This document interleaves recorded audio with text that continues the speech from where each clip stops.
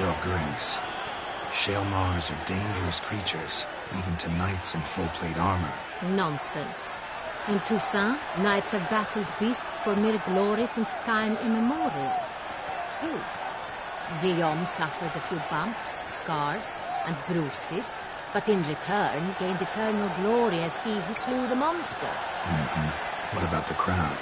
Say the Shaelmar had vaulted into the stands.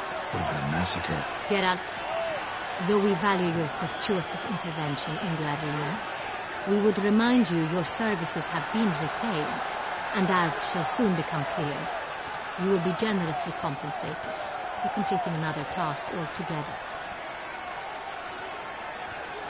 Your Grace, my contract. I'd like to discuss it. Naturally, but not here. We shall need Damien. He led the investigation pending your arrival. But wherever could he be? Come, we must find him.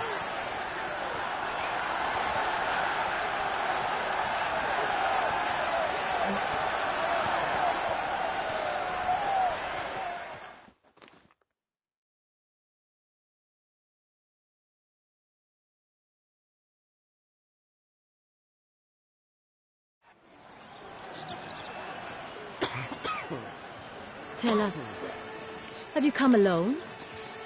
Or did Viscount Julian accompany you? Wish to see Dandelion, Your Grace? Yes. I mean, no. Yes. But solely to tell him we regret. Yes, deeply regret rescinding the death sentence we so justly handed down upon him. If we could turn back time, we would make certain he sat in a tower till he rotted.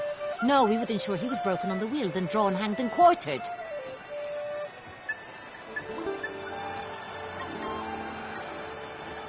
Ah, the very man we would entrust with these tasks. Damien de la Tour, captain of my personal guard.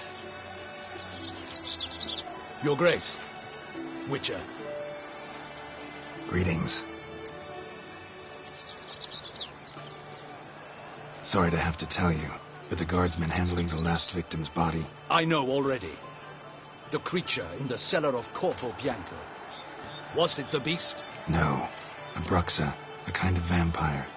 Not the beast, but tied to it in some way.